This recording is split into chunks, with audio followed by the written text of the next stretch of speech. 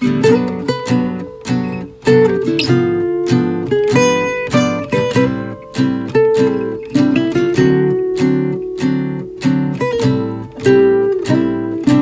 Bárbara, muito obrigada por você aceitar nosso convite. É um grande prazer, uma honra ter você aqui. E aí, eu acho que a gente, né, como eu estava dizendo, é bastante informal. Você pode começar a sua apresentação e aí, no final, a gente faz as perguntas. Isso. E Bom, se tiver alguma coisa para aclarecer ao meio, vocês me avisam. Eu vejo menos gente, então talvez o Fernando Câmara, vocês controlam se alguém tiver, não tem problema nenhum, né? tá ótimo. Tá. Obrigada. Então, super obrigada pelo convite. Estou feliz porque esse grupo da Universidade Federal Fluminense sobre financiarização já fez ondas também por outros lados. Assim, é um grupo assim, conhecido que é produtivo. Então, por isso, estou muito feliz de poder compartilhar trabalho meu, que não é só meu, com vocês. Vocês já podem ver que o trabalho acadêmico do qual eu me baseio aqui não é só meu, é um trabalho basicamente, assim, não, pelo tema. Eu vou falar sobre a moeda comum do Mercosul, mas ao final da palestra vai ter um caminho até ali. E vou usar um artigo que eu escrevi junto com a Bianca Orsi, que está com a gente, não pode se ligar com câmera, mas está participando também. Nina Kaltenbrunner, de Leeds, acho que uns e outros também conhecem, Larissa Müller. E a gente acabou de publicar na New Political Economy.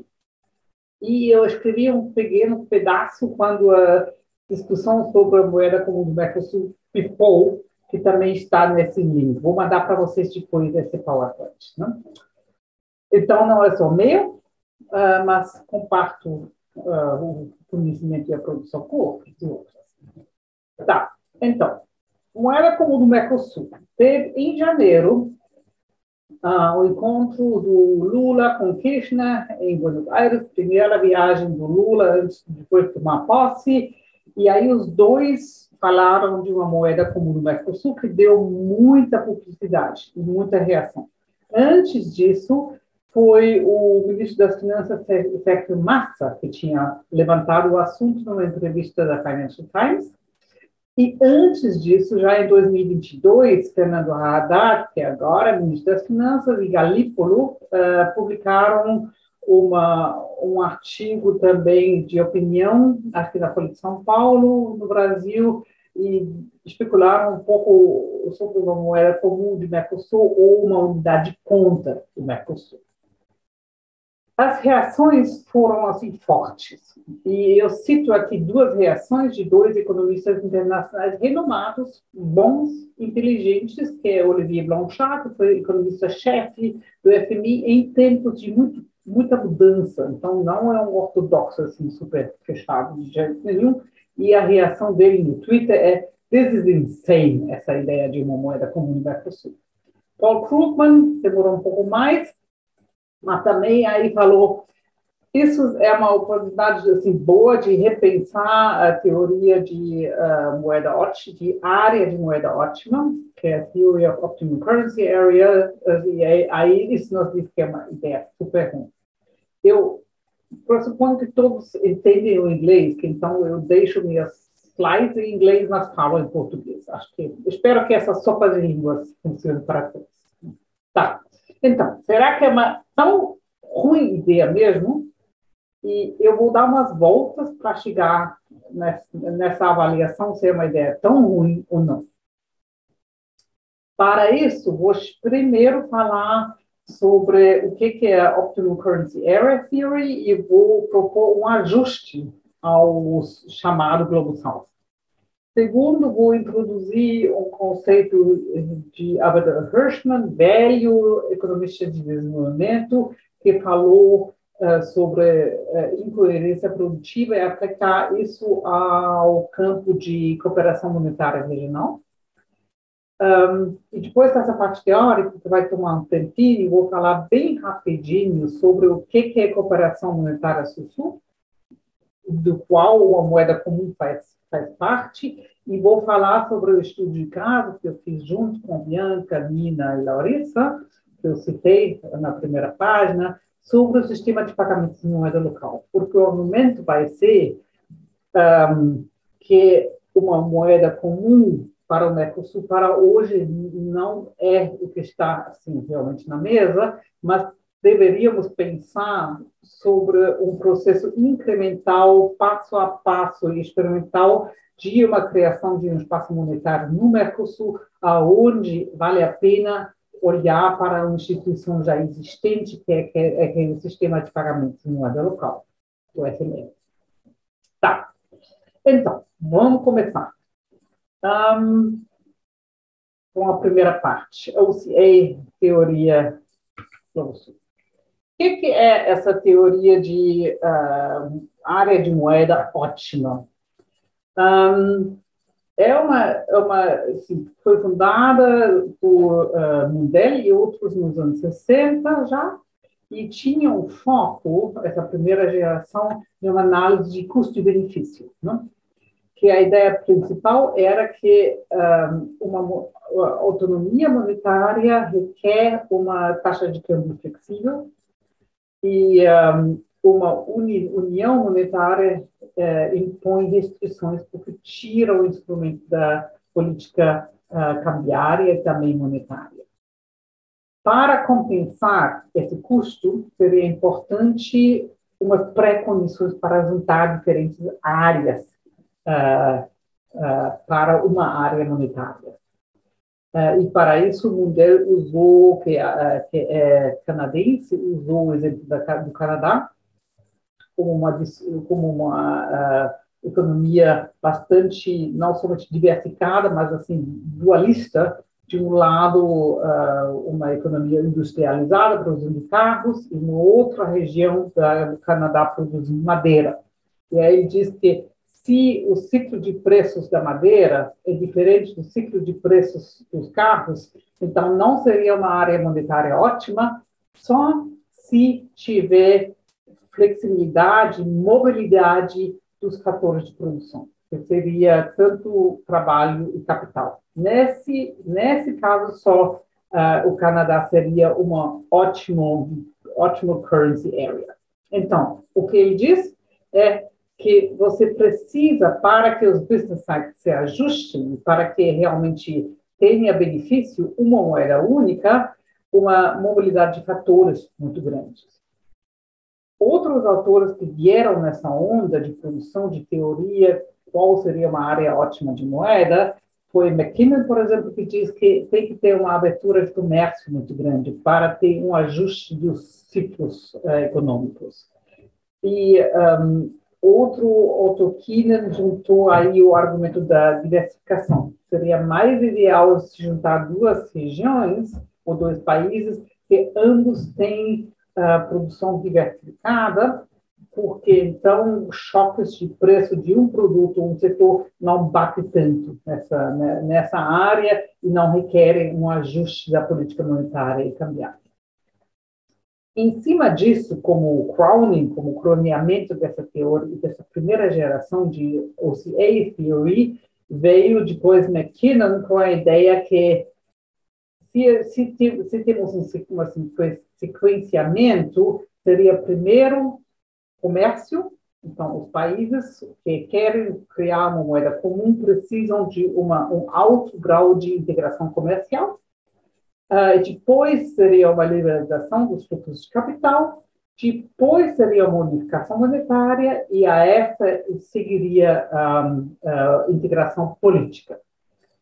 Isso é suportado por cientistas políticos que trabalharam muito sobre o processo de unificação europeia, por exemplo, Heiner Haas, e outros que tiveram a ideia da bicicleta que começa a andar. Se você tem muito comércio, então tem uma necessidade de integração de mercado de capital, e se os mercados de capital estão integrados, então cada vez fica mais importante eliminar o risco cambial e o risco monetário de diversos países, e se você tiver chegado a uma moeda comum, fica mais importante ainda chegar ao final a uma unificação política.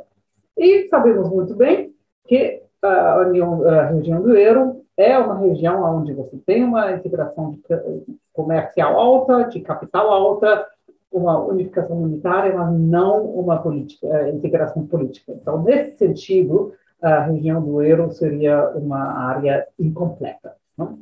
E tem muitos que argumentam assim. Mas vamos deixar essa primeira geração de teoria por aí e vamos ver os dados. Os dados. Isso são dados sobre o nível de integração regional de diversas regiões. Temos aqui a União Europeia. Obviamente, tem um nível de integração de comércio alta. E não olhem para os números absolutos. Tem outras formas de medir que somam, que chegam ao dobro da soma. Mas tanto faz. Vamos olhar para os valores relativos. Aqui está a União Europeia.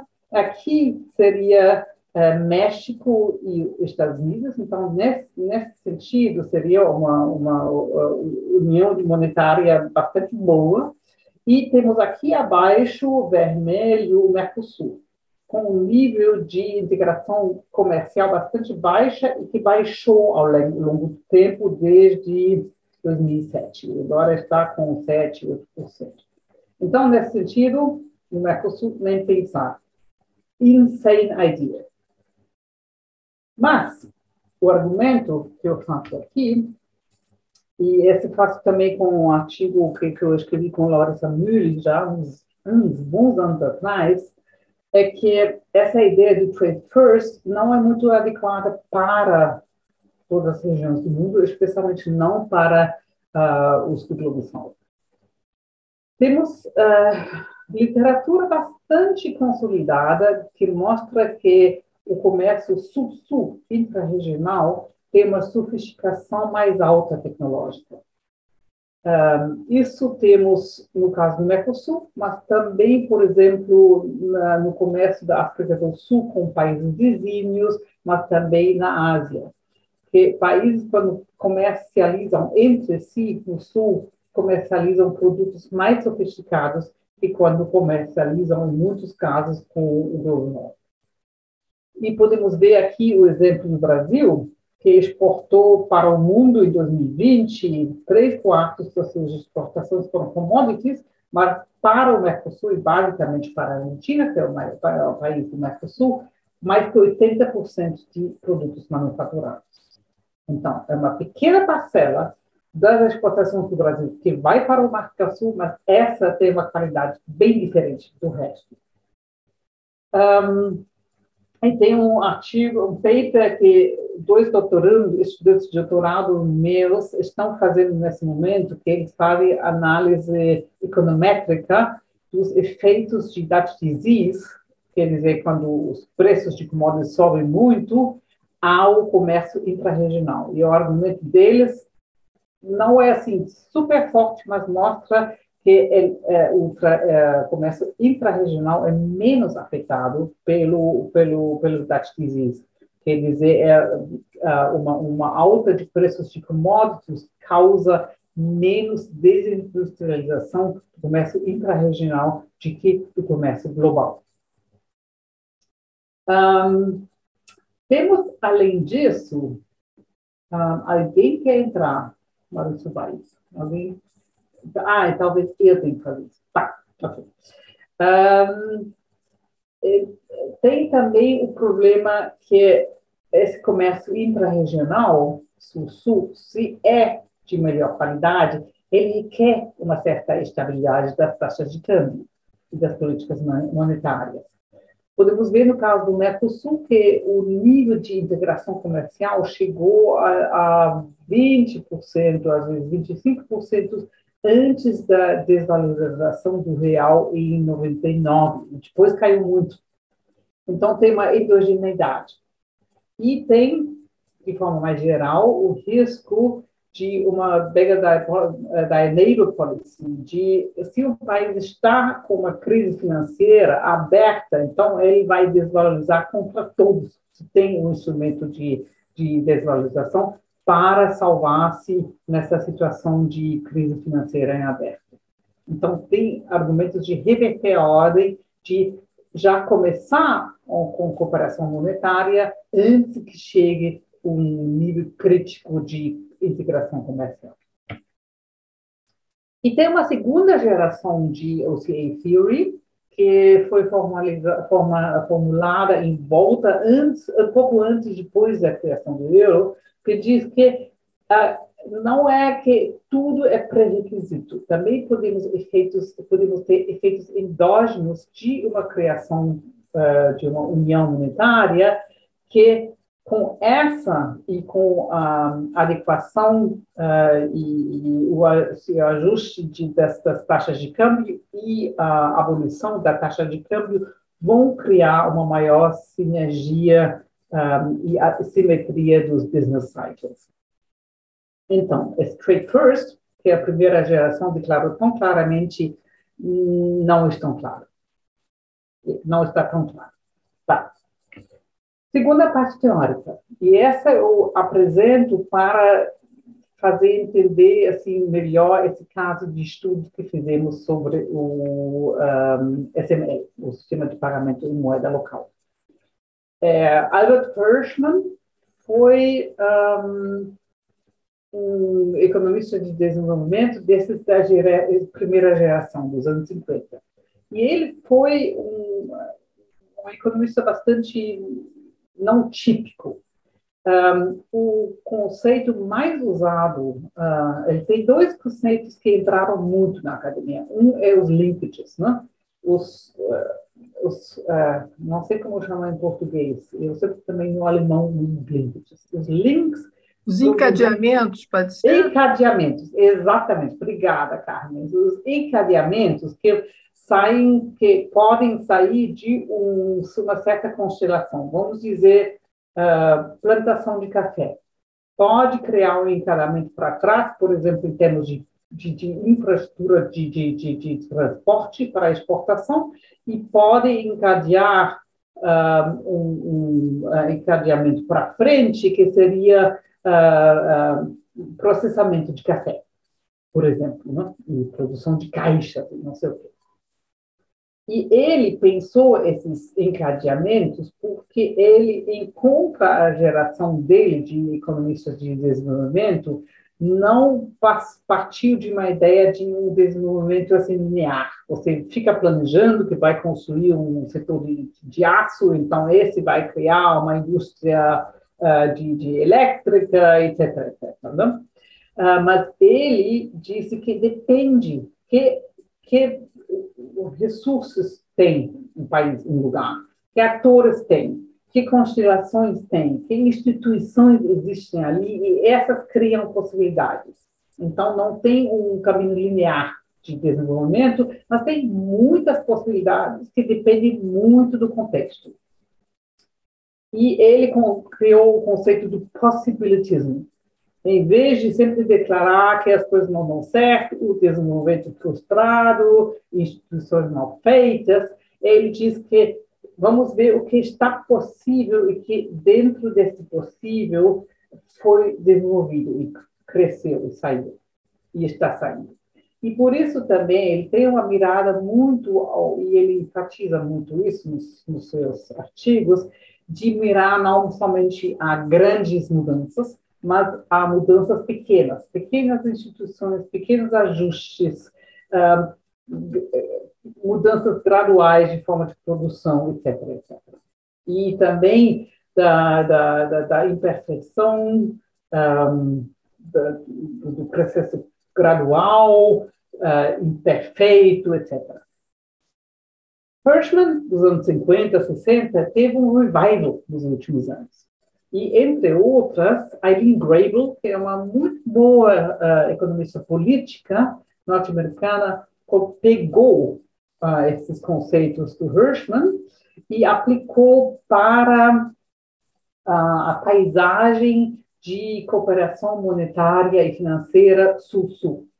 Por quê? Porque você olha para o mapa do mundo e você encontra muitos tipos muito diferentes e um não cabe no outro, um está em cima do outro, um faz isso, o outro faz totalmente outra coisa, um saiu nos anos 70, um nos anos 90, e com finalidades diferentes. E para dar conta dessa diversidade, dessa paisagem tão incompleta e tão desigual, e tão fragmentada e tão imperfeita, dos muitos mecanismos regionais que existem, ela pegou esse conceito do Hirschman e transformou esse e disse, temos algo aqui de incoerência produtiva. Temos instituições que saem das necessidades e das possibilidades de países do sul global que estão insatisfeitos com a ordem global monetária e financeira, e dentro dessa ordem monetária e financeira imperfeita e assimétrica, tentam se ajustar criando mecanismos dentro do possível. Essa é a sua ideia.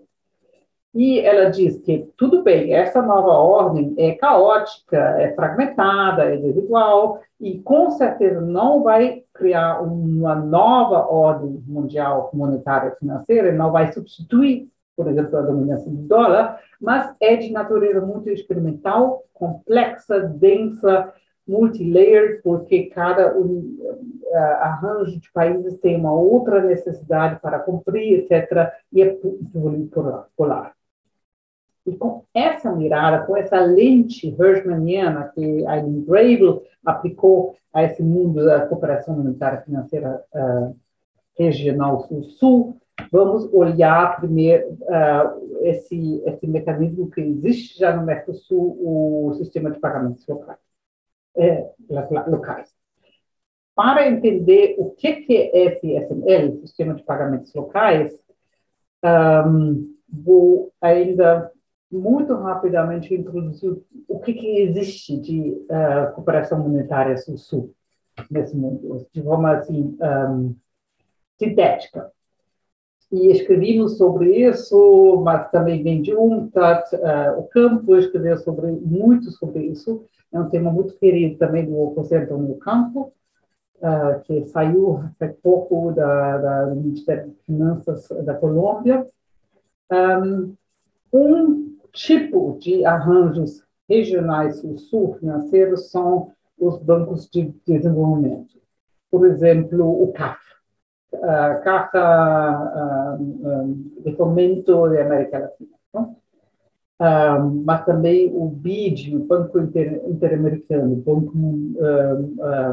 Banco dos BRICS, que é o New Development Bank, etc., que financia investimentos que normalmente são muito grandes ou transpassam fronteiras.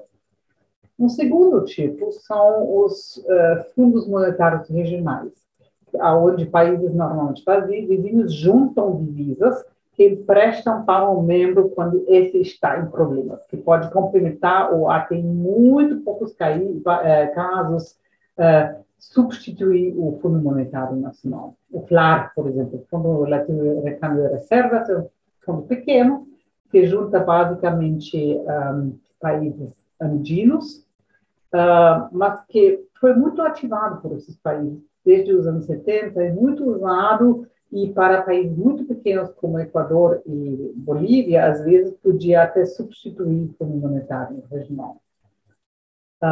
Tem outros, como o Chiang Mai Initiative, que são muito mais grandes, que juntam os países asiáticos, mas que nunca foram usados por razões que aqui deixo de lado. E, por último, tem esses sistemas de pagamento regional. Desse grupo, o SML pertence, que é um instrumento bem diferente dos outros, porque ele não financia por si, mas ele facilita comércio intrarregional. E já vou explicar por quê. E com isso tem a função de proteger o comércio intrarregional, de fazer ele um pouco mais fácil e proteger contra choques financeiros globais. Por exemplo, em um período de falta de divisas, vou explicar já no próximo gráfico. O que tem de sistemas de pagamento regional. Na América Latina tem vários. Um é o mecanismo do ALAD, que cobre praticamente a América Latina toda, e que foi criado nos anos 70. Nos anos 80 foi usado muito, exatamente no período de crises de dívida de muitos países latino-americanos, onde tinham falta de divisas, de dólares, e com esse mecanismo não precisavam usar seus poucos dólares que tinham, nem tinham, para fazer comércio com os vizinhos. Tem o SML, do qual vou falar, e tem o Sucre, que é um mecanismo que foi criado por Equador, Venezuela, Cuba e outros, que fez algumas, assim, foi uma ideia assim que bolivariana de substituir ao médio prazo o dólar na região, mas de fato foi um mecanismo que foi muito pouco ativado e usado, e agora está desativado faz uns anos desde que houve uma mudança política no Equador e a crise econômica em Venezuela mais aguda. Fora disso, tinha a mãe de todos os sistemas de pagamento regional, o European Payment System, que foi grande e foi fundamental para reativar o comércio intra-europeu depois da Segunda Guerra Mundial. Tem um mecanismo muito pequeno que existe, mas é muito pequeno mesmo, o Asian Credit Union da Índia e países vizinhos, e tem uns mecanismos planificados já há um tempo na África. Tá. O que faz aquele mecanismo? Vou explicar no caso já do sistema de pagamento em moeda local. Normalmente, estamos nesse quadro aqui. Se por exemplo, o exportador brasileiro quer vender produtos para o Brasil, para a Argentina, então ele manda mercadoria para lá e manda uma conta em dólar. Então, aqui, tá. Então, o importador argentino, que fatura em pesos, vamos supor, ele tem que buscar dólares para pagar seu fornecedor brasileiro. No último caso, ele tem que pegar dólar no sistema financeiro norte-americano. Aí ele paga os dólares para o exportador brasileiro, que fatura em reais, normalmente paga salários em real, paga imposto em real, etc, etc. Então, pelo menos parte desses ingressos em dólar, ele tem que trocar de volta ao real. Então, ao último caso, ele tem que ir para o sistema financeiro americano para trocar esses dólares para real. Então, temos dólar, peso dólar, dólar real, dólar peso dólar e dólar real. O que o mecanismo faz, o sistema de pagamentos locais, ele tira isso. E ele permite ao exportador brasileiro fornecer produtos para o importador argentino e mandar uma nota em real. E o importador argentino paga em peso. Aí, esses pesos não vão para o Brasil, mas eles vão para os bancos centrais, os dois bancos centrais, argentino e brasileiro, e esses dois bancos centrais, eles juntam todos os negócios, os contratos de, por exemplo, um dia, e ao final do dia, por exemplo, tem um superávit de exportação do Brasil para a Argentina, então o Banco Central argentino paga só a diferença em dólar para o Banco Central brasileiro. Do resto, esse exportador brasileiro fica em real e esse importador argentino fica em pesos. Então, tira o dólar da grande maioria dos acordos, dos contratos. Provavelmente, muitos de vocês nem conhecem esse mecanismo, porque ele é muito pequeno. Mas ele funciona, existe desde 2008 e ainda funciona. Aqui os dados não são super atualizados, mas não mudou muito e deixamos o período da pandemia fora, porque cria confusão. O que podemos ver é que o nível de exportações do Brasil, e essa imagem aqui, do Brasil para a Argentina, que foi passado por esse mecanismo, cresceu muito nos primeiros anos, depois disso ficou relativamente estável, em termos de volume em reais. Então, o mecanismo assim, saiu do papel, foi ativado, cresceu nos primeiros anos e ficou mais ou menos estável sobre os anos. Em termos de participação das exportações do Brasil para a Argentina, tem uma participação que começou do zero, obviamente, foi até no máximo 7% e agora está com 5%. Então, vamos dizer agora, 7% que o Brasil exporta para o Brasil, das suas exportações totais, entre 5% e 7%, 8% vão por esse mecanismo, porque é voluntário. Então, ele é pequeno. O que passa por esse mecanismo são produtos de carro, partes de carro, farmacêutica, couro, alimentos processados, etc. Então, esse tipo assim, diferente de comércio. Como começou? E por que a gente chama isso, apesar desse volume muito pequeno mesmo, uma história de sucesso? Porque é a primeira cooperação entre bancos centrais do Mercosul. E isso é um período de plena agonia do Mercosul, depois depois dos anos 90. Já vou falar sobre isso. E tem autores, Nancy Berta, Rioja Soares, que dizem que esses pequenos mecanismos, aí mencionam especificamente os Regional Payment Systems, são uma base para a criação de confiança entre os atores. O legal desse paper foi que fizemos entrevistas com membros dos bancos centrais no Brasil, na Argentina e no Uruguai. E todos com os quais falávamos confirmaram isso. Essa primeira experiência foi super boa porque criaram confiança.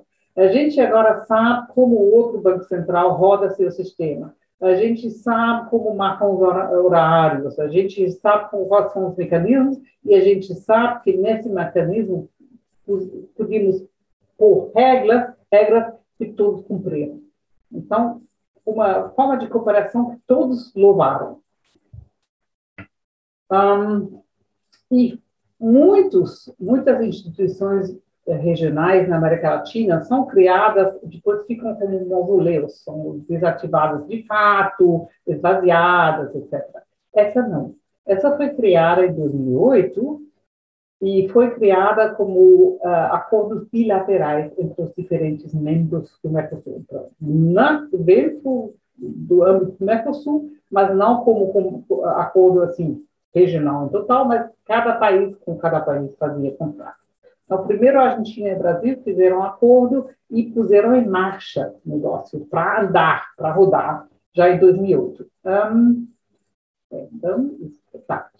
Depois, incluíram aos poucos o Uruguai, primeiro o Brasil, e depois a Argentina, e ao final incluíram também Paraguai, e Brasil, como o último país, incluiu também e ativou o comércio com o Paraguai em 2018. Então, foi um processo segmentado, assim, incremental de expansão institucional do mecanismo, e não um abandono no mecanismo. Isso é algo assim, muito excepcional nesse Mercosul. E nas entrevistas, as pessoas envolvidas na criação e na manutenção desse mecanismo nos respectivos bancos centrais disseram para nós que foi fundamental que foi construído como um mecanismo muito simples. Uma forma de fazer pagamento para importação e exportação entre esses países na moeda local e fazer o ajuste final só no Banco Central. Isso é tudo que esse mecanismo é. Ele não contém crédito, não tem uma moeda de conta, não tem nada disso. E essa ideia que foi fundamental porque os bancos centrais estavam muito conscientes, estava muito importante para eles que não ia envolver nenhum risco para nenhum banco central e nenhum custo, porque tem um mecanismo do Aladdin, que nos anos 80, como eu disse, estava muito ativo e muito usado, mas ele contém uma cláusula de responsabilidade de garantia dos bancos centrais envolvidos. E hoje em dia tem muitos créditos de projetos de infraestrutura intra-regionais pingados ali porque não foram pagadas as contas do país receptor desses investimentos, que cai sobre o Banco Central. Por isso, esse mecanismo praticamente não é mais usado, porque os bancos centrais não querem entrar nesse risco. Então, a ideia foi nenhum alado. A ideia também foi nenhum sucre. A ideia de substituir o dólar, essa coisa, nada disso, bem simples. A finalidade desse mecanismo, como está escrito, como os atores manejaram, foi de reduzir custos de transação e de facilitar o acesso ao comércio regional para empresas que normalmente não exportam. Por isso, o foco nas empresas SME, Small and Medium Enterprises, as empresas mais pequenas que normalmente exportam pouco, então para eles é mais custoso essa ideia de ir por dólar. E, de qualquer maneira, essa coisa de ir da moeda local para o dólar, depois para outra moeda e de volta, não tem custos de transação, e a ideia foi tirar esses custos de transação. E, de fato, se a gente olhar dessa perspectiva, se é um mecanismo para pequenas e médias empresas, então o mecanismo nem está tão longe da sua finalidade, porque a participação de pequenas e médias empresas nesse comércio intrarregional de 10%. Então, se a gente está entre 5% e 7% do comércio, então muitas SMEs estão dentro. Não? É limitado o mecanismo, obviamente. E uma das limitações é que é um mecanismo muito assimétrico, muito desigual. Quase todas as operações, e obviamente o grosso é o comércio entre a Argentina e o Brasil, são exportações do Brasil para a Argentina e não o reverso. Por que isso? Isso, quando a gente olhou os dados, não entendemos de forma nenhuma por quê. As entrevistas deixaram claro que a ideia desde o começo do Banco Central do Brasil foi que, especialmente essas pequenas empresas, para eles é muito custoso fazer uma chamada carta de câmbio. É um mecanismo assim, complexo, administrativamente pesado, que foi requerido até o ano passado de toda empresa que fazia alguma operação em moeda externa. E a ideia foi que, para aliviar a vida dessas pequenas empresas que não precisam ir para a emissão de uma chamada carta de câmbio. Esse foi o grande incentivo do Banco Central do Brasil. Isso vem de uma história, uma parte, uma legacy do Brasil, que até fim do ano passado tinha uma legislação muito restritiva em termos de não dolarização do sistema financeiro doméstico. A ideia sempre foi que não era a ideia de ir um caminho assim, de outros países como a Argentina, de dolarização do sistema financeiro, mas de uma dolarização reprimida, que se chamava naquele tempo, de alta inflação, que mantinha os atores econômicos na moeda local. Por isso tinha toda uma regulação que dava muito pouco permisso para atores econômicos ficar com dólares. Essa legislação agora, final do ano, cambiou, e não sei se já está em vigência que agora agentes econômicos podem transacionar em dólar ou em moeda estrangeira também de forma bem mais liberal. Vocês com certeza estão mais dentro. O caso da Argentina é bem diferente. A Argentina tem um sistema financeiro já altamente dolarizado e tem repetidamente tido períodos de controles cambiais nos últimos 10, 15 anos. Não? Então, para exportadoras argentinos, a melhor coisa é receber dólar e não peso. Por isso, muitos poucos exportadores argentinos entraram para usar o sistema. Para importar, sim, mas não para exportar. E ficou tão pequeno também, tão simples e limitado o mecanismo, porque tinha esse temor dos banqueiros centrais que ia sair uma coisa igual àquele Alari que está assim, bloqueado, ou aquele Alba que era uma coisa assim, tomada como maluco. Não? Estou citando banqueiros centrais. O que podemos ver é que as empresas que começaram a usar o mecanismo ao começo continuam, muitas delas, usando o mecanismo. Parece que funciona bem. Quem encontrou o mecanismo, experimentou e aprendeu como usar, continua usando. Mas os efeitos macroeconômicos são praticamente zero, porque são pequenos. E não tem limites. Se olhamos por uma mirada assim, hirschmaniana, é um mecanismo incremental, é pequeno, mas inovador, cria confiança entre os bancos centrais, é uma entidade que funciona no meio de uma agonia do Mercosul, ou funcionou esses anos todos, mas não criou limites até agora. Houve já uma negociação de swaps bilaterais, que são assim, acordos entre bancos centrais, nesse caso Argentina e Brasil, que já tinham feito toda a regulação de se emprestar dinheiro em sua própria moeda quando o outro país precisasse para dar liquidez ao comércio regional. Então, já estava tudo feito, de repente veio China e ofereceu swaps. Morreu o swap regional. Não? E até agora, por exemplo, a Argentina tem swaps chineses e o Brasil tem swaps norte-americanos. Então, para chegar ao tema da apresentação, está na hora. O que isso tudo tem a ver com a moeda comum no Mercosul? Na minha parte teórica, eu queria mostrar assim, qual é a relevância desses mercados regionais. É diferente. Se existe um projeto de reindustrialização do Brasil, muito mais da Argentina, o comércio regional tem um papel importante. E ele poderia, se crescer, também ser um colchão contra choques globais. Então, ele tem uma importância específica. Também o argumento do Lula e do Kirchner foi que, que tendo um bloco que é mais cercado, assim, que é mais intensificado como o Mercosul, isso aumenta o peso dos países membros do Mercosul nas negociações globais, obviamente. E um argumento que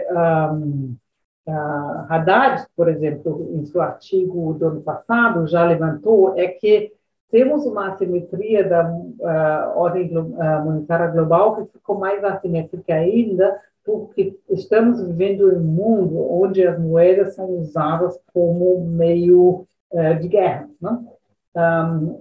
O acesso a mecanismos centrais como o SWIFT estão bloqueados para países como a Rússia. E então, as moedas e as relações financeiras internacionais são mais usadas como armas em conflitos geoestratégicos globais. Então, usando o dólar, força os países, querendo ou não, entrar no mesmo tipo de posicionamento de sanções como os Estados Unidos estão definindo. Eu pessoalmente acho as sanções contra a Rússia muito adequadas, mas os países não têm mais opções de decidir se querem ou não. E isso cria mais incentivos para tentar criar espaços monetários próprios. Né? Então, vale a pena, nesse sentido, investir numa ideia de uma moeda do Mercosul. Mas, obviamente, não é algo para agora. Os países, vamos tomar de novo o Brasil e a Argentina como os maiores parceiros do Mercosul, são muito diferentes. não estão nos mesmos ciclos, não estão no mesmo nível de vulnerabilidade, não estão financeira e monetária e macroeconômica, não estão iguais em nível de estrutura do sistema financeiro, a gente é muito mais polarizado, etc. Então, é algo mais para o futuro. Mas, se olhamos só uma vez, ao processo de criação do euro, podemos ver que esse é um processo de construção de 40 anos ou mais, né? Então, essa European Payment Union, ela não foi assim, o começo assim preciso, institucional, direto de um começo de uma moeda comum, mas foi o começo institucional que permitiu pensar numas ideias de uma moeda comum. E certamente a América do Sul não vai seguir o mesmo caminho, não é o argumento, mas se pode ver que ali também não foi uma coisa assim de dia para noite. E Hirschman, a releitura de Hirschman nos mostra como é interessante olhar para as mudanças pequenas, incrementais, passo a passo, experimentais, e de olhar para mecanismos que existem já na região e entender suas lógicas, e entender o que está possível.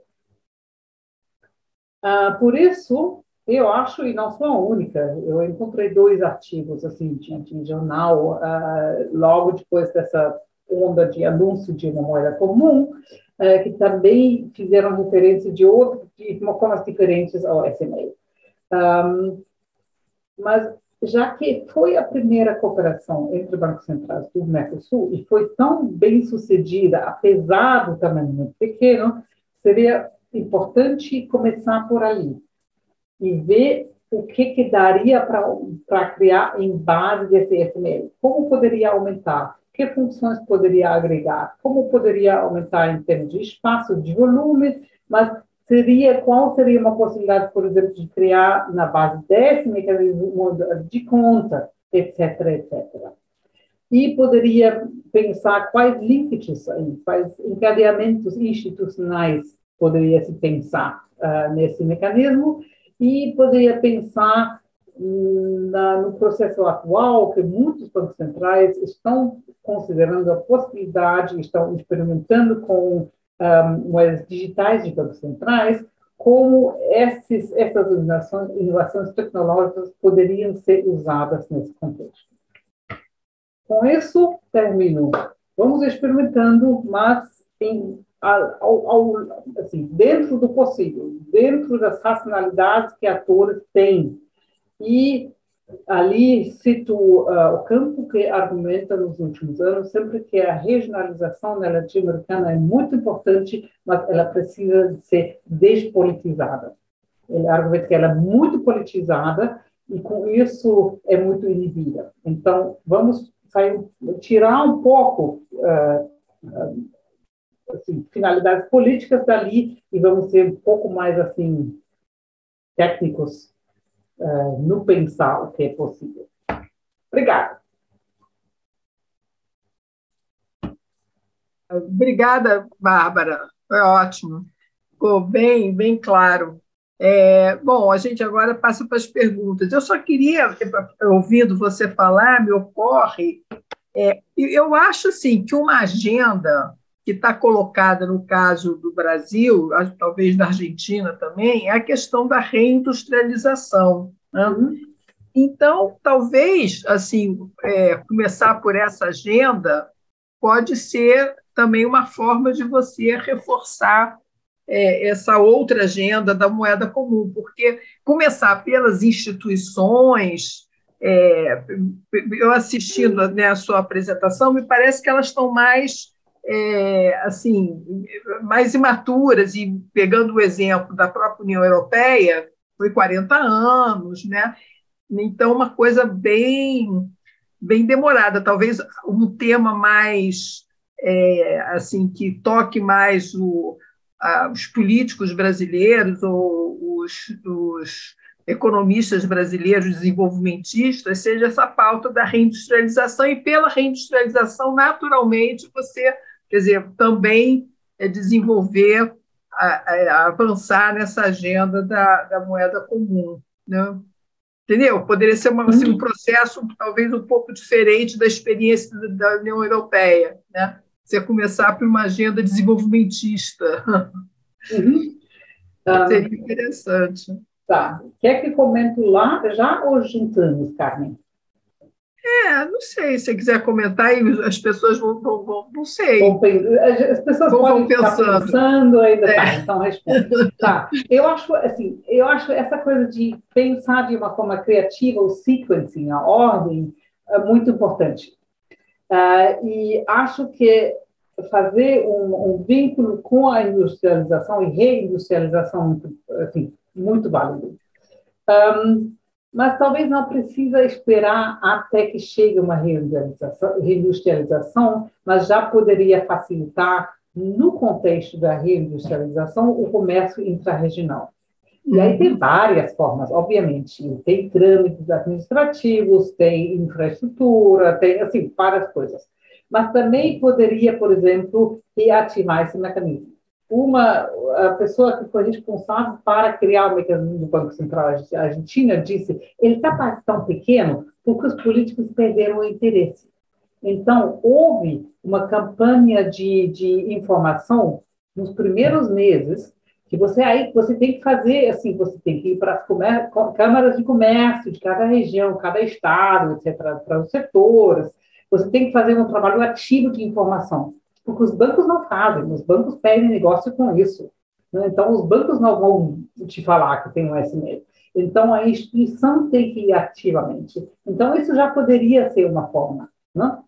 Então, acho que vinculação com industrialização, reindustrialização, certamente, mas poderia dar mais apoiozinhos também nesse sentido. Talvez pelo comércio seja mais rápido, né, para você dar o start. Né? Exatamente. Porque aí fica claro que tira pelo menos um dos obstáculos de exportação do Brasil, por exemplo, à Argentina, ou vice-versa. Então, talvez umas empresas começam a pensar em chegar a esse mercado, né? Porque acho que tem que apoiar onde pode. A reindustrialização não é nada fácil, né? Então, se tiver mais apoio, melhor. Mais incentivo. Tá bom, obrigada.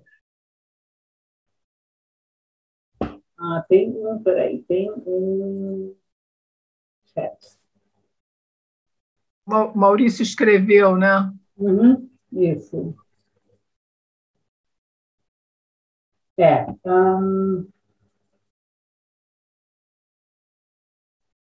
Ok. O negócio que o ajuste, a compensação é sempre feita em dólar. Nesse artigo, a gente tem uma tabela assim, o que um sistema de pagamento regional pode fazer, quais os institutional features pode ter e quais, por exemplo, o SML tem, o que o Alari tem, etc. Então, o SML é o mecanismo mais simples que a gente pode pensar.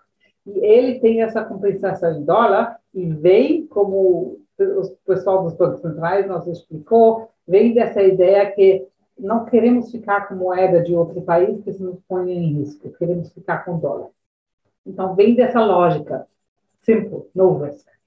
Obviamente, isso poderia criar um problema se tiver, por exemplo, um comércio intrarregional muito desequilibrado. Se, por exemplo, o Brasil ser muito superavitário com a Argentina. Relembro que a compensação sempre é feita só pelo diferencial, mas se o diferencial é alto e acumula, então isso poderia gerar um problema para a Argentina em termos de falta de dólar. Sim. Da forma como está construído agora, sim. Tem mecanismos, e a União Europeia tinha isso, que permitia uma mistura, um pagamento em parte em moeda local e em parte ali em ouro e em dólar. Não?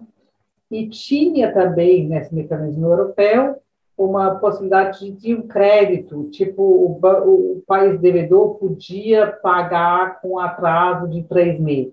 Não? Isso foi o que os Estados Unidos também forçaram os países de incluir para realmente reativar o comércio europeu, que era uma intenção muito assim de pós-guerra e de Guerra Fria, de reunificar a Europa ocidental contra a parte socialista, né?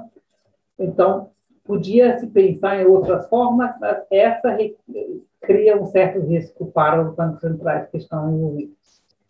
Então, o Banco Central brasileiro teria que ter interesse em apoiar a Argentina, por exemplo.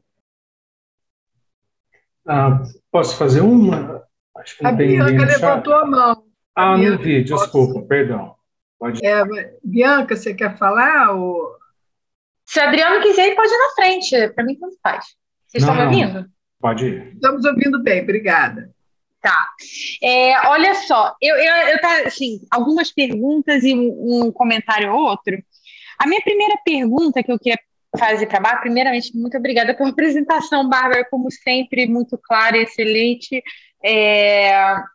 E a minha primeira pergunta é quando você estava falando dessa questão, né, da discussão, dessa ideia que o Lula estava lançando depois da reunião com a Argentina, dessa criação de uma moeda comum.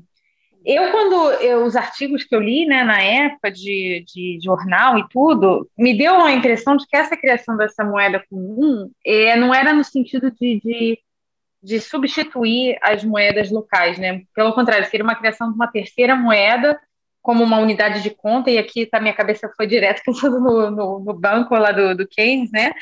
E não no sentido de perder a soberania monetária. Então, eu tive assim, uma sensação de que no Twitter, né, que na época a gente só via todo mundo comentando sobre essa criação da moeda do Mercosul, com uma interpretação errada do que o Lula falou. Então, assim, eu acho assim, no sentido que o Lula colocou, eu não sei se essa teoria de moeda comum, moeda ótima comum, caberia. Então, essa seria minha primeira pergunta para você. Um segundo comentário que eu lembrei muito na sua apresentação foi de um artigo que eu li do Hernani Torres, lá da UFRJ, que ele faz... É muito bacana que ele chama essa nova arma dos Estados Unidos, que ele chama de bomba dólar, né? Que é a capacidade dos Estados Unidos de influenciar o SWIFT e tirar do meio de pagamento internacional os países que não são interessantes. Então, teve a Rússia agora recentemente, mas também teve o Irã lá em 2013 ou 2015, né? Que saiu, que também foi excluído do SWIFT e não pode fazer transação internacional. Aí a minha segunda pergunta para você uma vez eu estava discutindo com o pessoal até lá da UFMG e a gente estava meio que numa... assim, pensando assim, no caso até mesmo do SML, né? Por que a América do Sul, o Mercosul, não tem uma maior integração comercial, financeira e monetária, né? Então aí ficou uma pergunta assim, do que vem primeiro? Não sei se isso fica meio uma pergunta que vem primeiro o ovo ou a galinha, mas se você, Bárbara, acha que essa integração comercial entre os países do Mercosul, ou até mesmo na América Latina, se ela precede uma integração financeira e monetária. Então, por exemplo, o fato da integração comercial, como você até mostrou aí um dos seus slides, não ser muito grande, então não haveria uma demanda por uma maior integração financeira, uma integração monetária. Então, assim, tem esse argumento nessa literatura, mas eu não tenho tanta certeza se eu concordo com isso, e eu queria ouvir o que você pensa a respeito. E um último comentário, que quando eu e a Bárbara, a gente trabalhou juntas, né, num dos papers que ela estava comentando na apresentação dela, e a gente fez entrevistas, né, tanto no Banco Central do Brasil, a Bárbara fez também no do Argentina e do Uruguai, mas que, posteriormente, quando eu conversei um pouco com os bancos sobre a questão do SML, eles falaram que, assim, não é que o SML imponha nenhuma ameaça assim, deles perderem negócios, né? Mas é mais no sentido de perda de recurso, porque você fazer propaganda do SML, você treinar os agentes do banco para que eles tenham o conhecimento do SML, muitos deles nem sabem o que é o SML, é custoso para o banco. Então, como eles não têm lucro que vem do SML é baixíssimo, é um sistema é pouco usado, limitado, então não há um interesse dos bancos em fazerem propaganda, né, nesse sentido, para o SML. Mas era só um comentário, o resto são as outras duas perguntas. Obrigada, Bárbara. Bianca, então, devo dizer que Bianca é a coautora principal desse paper sobre o SML, não é uma das autoras, mas realmente foi muito nós duas pensando junto e juntando nossas entrevistas, que bateram, que a gente tinha feito independentemente de uma da outra, aí vendo essas entrevistas que conversavam tanto entre si, decidimos fazer esse artigo, foi muito legal. Então, primeiro, a pergunta da unidade de conta moeda comum, que também a Fernanda também disse que era nesse sentido. Olha, discurso de mídia é uma coisa e discussão econômica é outra, entre economistas.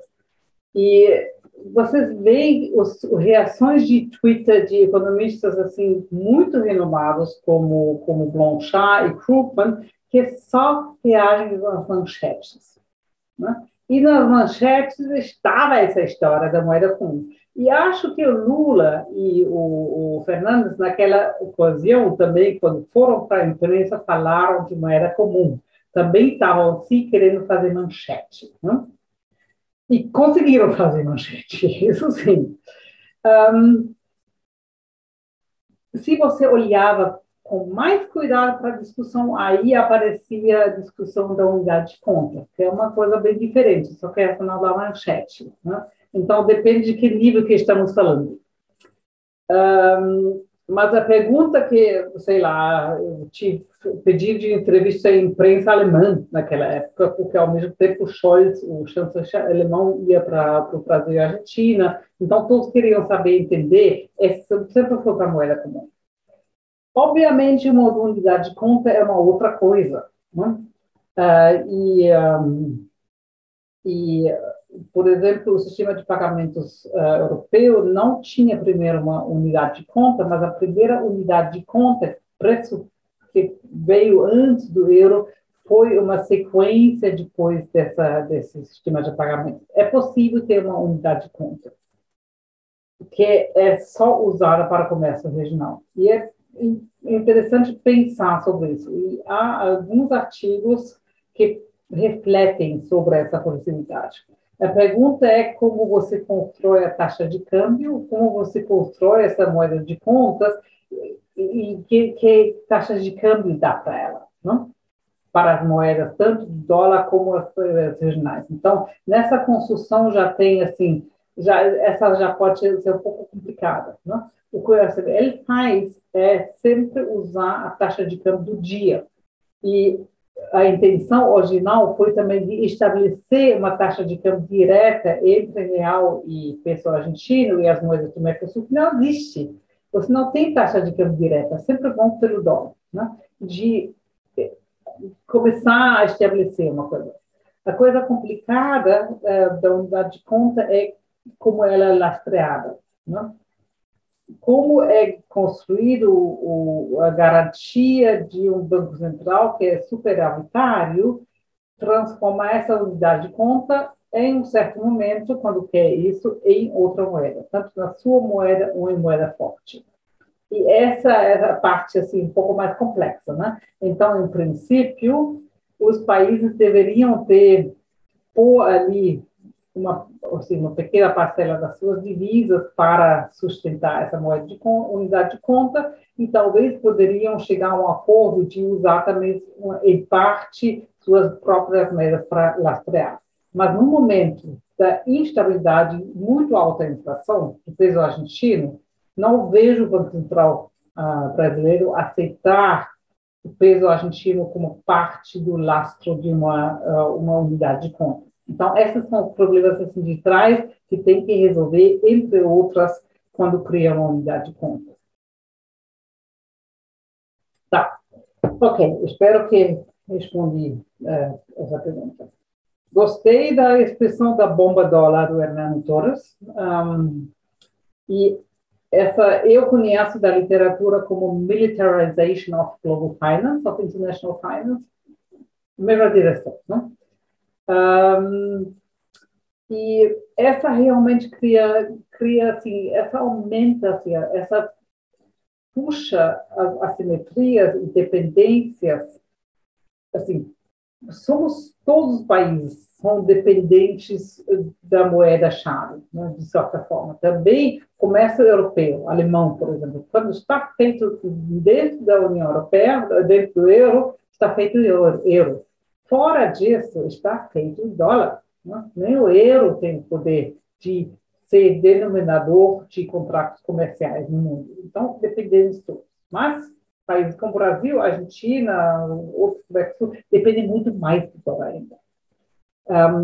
Então, puxa essa dependência, essa simetria para o campo político, das políticas externas.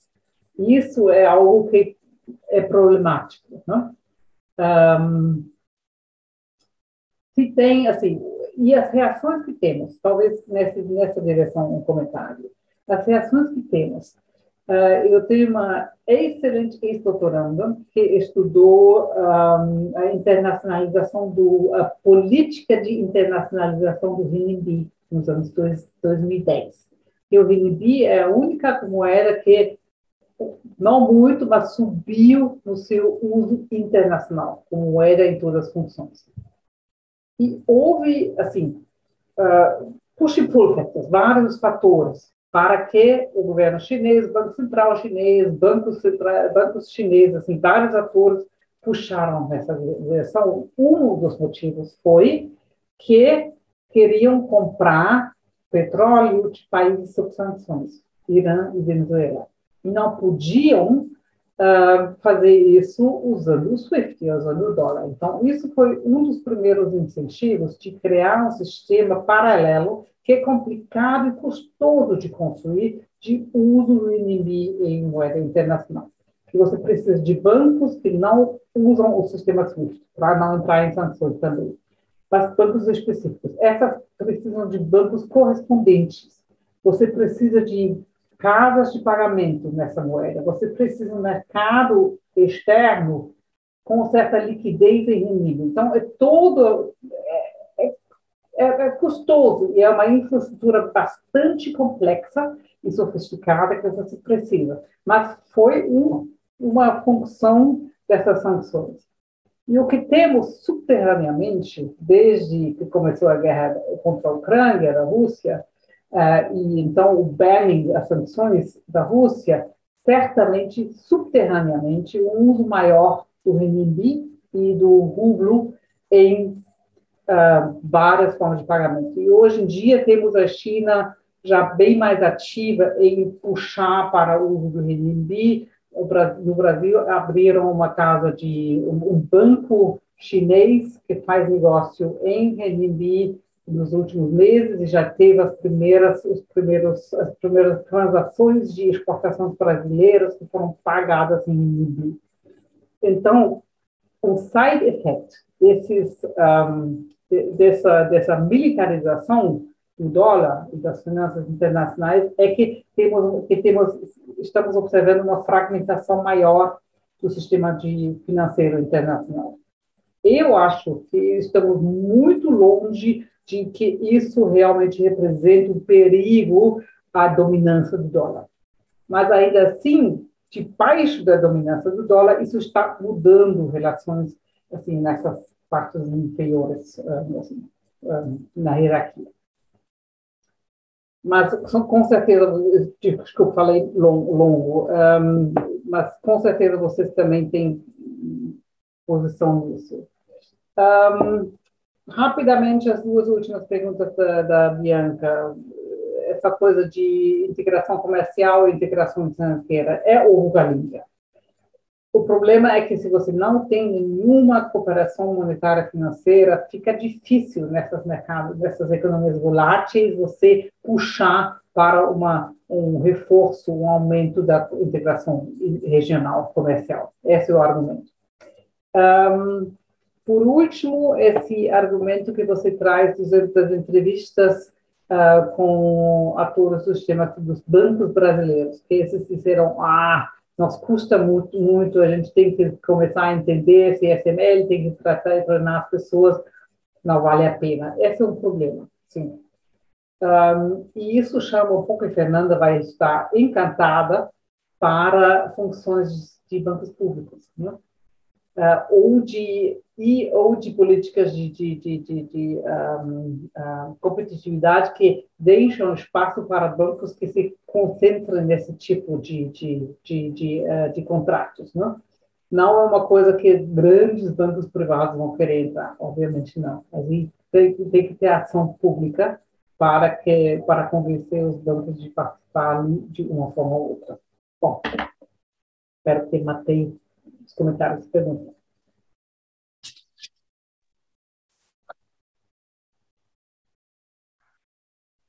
Posso eu agora? Eu não consegui levantar a mão. Pode. Tá, A Bíblia está primeiro, batendo mãozinha, tão bonitinho. bom, primeiro agradecer a Bárbara aí pela apresentação, né? Bastante esclarecedora. Uma pergunta sobre, você falou essa questão que o SML ele é muito bom, ele seria muito útil para pequenas e médias empresas pela questão de custos de transação, burocracia, etc., né? Mas é claro que o desenvolvimento, o crescimento dele vai depender das grandes empresas usarem, né? Do contrário, ele vai continuar como algo limitado. E tem uma questão que até a nova legislação cambial brasileira, ela aumentou muito o tempo que as empresas podem, o prazo que as empresas têm para internalizar recursos de exportações. E isso acaba virando uma ferramenta de especulação, um instrumento de especulação. Então, você pode deixar o dinheiro fora e trazer no momento que seja mais adequado, né? Então, é uma receita de exportação, mas não deixa de ser também, né, você ganha ali um instrumento de investimento, né? Então, se essa questão, né, de você poder decidir o melhor tempo para internalizar recursos e poder ter ganhos com valorização, no caso, com a desvalorização do real, se isso não pode ser um obstáculo, né, para o desenvolvimento do SML pelas grandes empresas.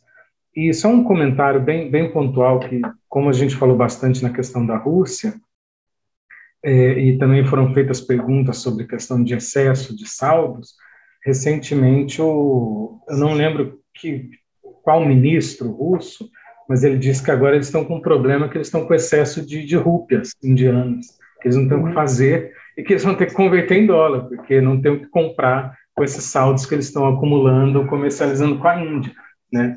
Então, tá longe de ser uma questão trivial isso de você comercializar com moedas domésticas. Com certeza. Obrigada por esses comentários.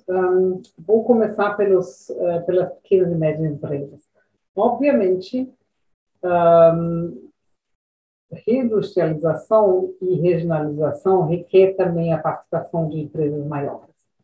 E, de fato, assim, em não tom oficial, os entrevistados dos bancos centrais não publicam as estatísticas quais setores, quais atores usam o SML. A retórica toda é em volta das pequenas e médias empresas também para evitar que os bancos ou outros atores comecem a ficar assim, afetados, não? E comecem a achar que isso pode ser um perigo. De fato, assim, o uso de setores autopeças, por exemplo, né? Autopeças são negociadas pelo SML. Isso não é pequena e média empresa, farmacêutica, etc. Então, de fato, não são somente pequenas e médias empresas. Não sabemos quantos são a participação cosmética também, por exemplo, de empresas grandes. Tá. Então, uma coisa, outra vez é discurso, e outra é que o que passa na realidade. Essa nova regulamentação que dá mais prazo para agentes econômicos de ficar com dólar como meio de investimento e especulação, etc., essa certamente é um risco para o funcionamento do SML, porque dá incentivo de não usar o SML, porque aí eu posso ficar com dólar dependendo das minhas expectativas de valorização ou desvalorização do real, diferença de taxas de juros, etc., etc. Aí eu não uso o SML, porque no SML eu recebo diretamente reais. Se tem um lucro, assim, ou a expectativa de um lucro em manter dólar, não uso o SML. Então, é o risco de desestimação do SML. E tem que ver o que passa. Né? Mas realmente é um assunto. Terceiro, a Rússia agora tem muitos rublos. E com certeza vai ter também, não sei, tem renminbi. Essa fragmentação do sistema financeiro global não é nada trivial. Ela tem muitos custos. Né? Não é assim um mundo que alternativo que aí começa a nascer e brotar e que abre muito espaço de política econômica, monetária, taxa de câmbio, etc., para os países, mas ele também vem com custos.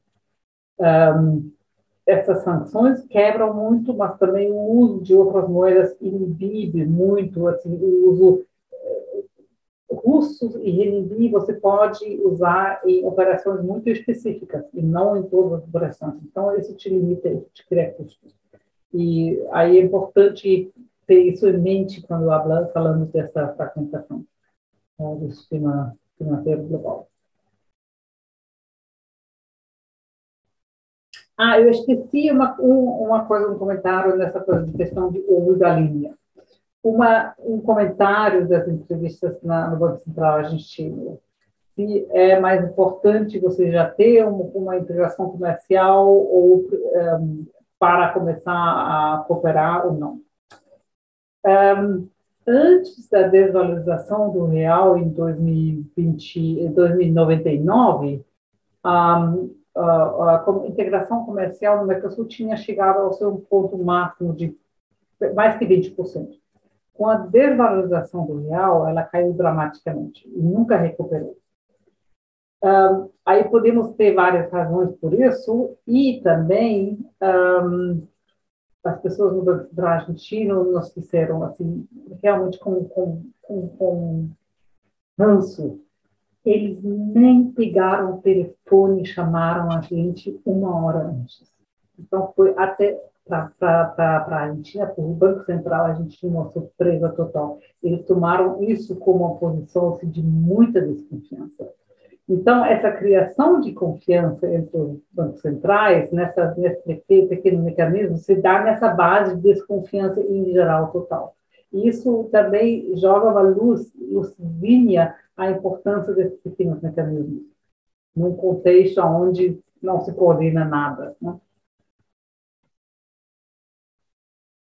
Ótimo. O Maurício, Bárbara, ele fez um comentário sobre o que fazer com tanto crédito, uma moeda que só se usa no bloco regional, quer dizer, complementando essa sobra, né, de recursos quando você faz esse comércio fragmentado. Né? Sim. Pode fazer diferentes coisas. Assim, por exemplo, se a Rússia está com muitos rublos, é outro assunto, então a sua moeda, né? Mas se, por exemplo, vamos voltar ao assunto Brasil e Argentina. Né? É um pouco ruim sempre só referir-se aos países grandes. Aprendi muito nas entrevistas com o Uruguai, que o Mercosul só se entende pelas essas tensões entre os países pequenos e grandes. Né? Isso é, também, desde o ponto de vista do Brasil, muito importante ver. Né? Mas, bom, vamos tomar outra vez o exemplo dos dois grandes países. Os dois países criam, os países do Mercosul criam Merco, vamos supor. Né? Então, tem o superávit de exportação do Brasil para a Argentina, que nem é sempre o caso, tem variações, né? Então, poderia ser que por 3 anos o Brasil acumula mercos. O que faz com esses mercos? Boa pergunta. Especialmente se o Brasil precisar de divisas, porque os credores internacionais estão apertando. Então, ele teria que ter a possibilidade de trocar esses mercos em moeda forte, né? aí tem que ter um respaldo. Então, não é muito diferente o uso de um denominador de moeda do uso da moeda forte. Nas horas de aperto, não são tão diferentes. Mas nem sempre chega perto. Né? E pode ser que a Argentina, por exemplo, está em aperto, mas podendo pagar o Banco Central brasileiro em mercos, isso facilita a vida dos exportadores, dos importadores argentinos. Eles não precisam cortar esses laços, porque ganham tempo até a Argentina ter um pouco mais de fôlego, aí poder compensar. Então, pode ter um efeito temporário pequeno. Poderíamos pensar que esses mercos poderiam ser usados em projetos comuns de investimento em infraestrutura. Estou sonhando, pensando, não sei, fantasiando. Poderíamos pensar se tem outras formas de usar essa moeda, essa moeda que só usa, assim, que só é um denominador de moeda. Mas, ao final, é uma coisa simbólica, né? Sim, tinha alguém que queria levantar a voz. Tem mais alguém? Eu não estou vendo aqui. Bom, pessoal, se não tiver mais pergunta, a gente agradece a Bárbara. Bárbara, para mim foram assim 2 apresentações, entendeu? Esse debate também foi tão esclarecedor e estou feliz que a gente está gravando também o debate, porque eu acho que é um registro muito interessante, entendeu? E é um tema realmente, né, que suscita muita dúvida ainda, é pouco difundido aqui, né? Eu estava até vendo assim, os autores que você cita. A gente não tem muito autor latino-americano assim trabalhando, né? Acho que agora é que está surgindo, né? E José Antônio Campo é grande exceção e Stephanie Jones, chilena, autora chilena, são os grandes. E também tem o André Cunha e Peru foi tal que também publicam sobre isso. Né? Eles fazem parte do FIND, mas hoje eles estão o André está numa visita pela CAPES, aí tanto é que ele e a Eliane não puderam assistir. Mas então, acho que então a gente pode agradecer mais uma vez a Bárbara, foi maravilhoso, e a gente para por aqui. Adriano e Fernando, vocês querem falar alguma coisa? Não, só agradecer mesmo novamente. É a segunda vez que eu vejo, mas acho que sempre dá para aprender alguma coisa. Ótimo. Pois é, o Adriano já escutou em fevereiro, quando eu tinha feito, assim, fabricado essa apresentação, porque eu estava bem quente a discussão. Desde então não mudou tanta coisa. Eu vou mandar para vocês a apresentação, aí podem compartilhar, se quiserem. Né? Obrigada. E o texto também, a gente tem o texto? Sim.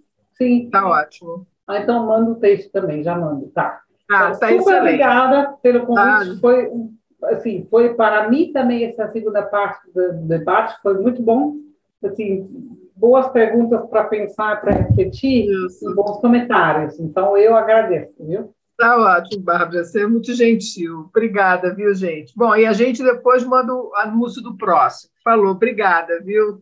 Boa tarde aí para você. Boa tarde, tchau. Valeu, gente, um abraço. Tchau. Um abraço.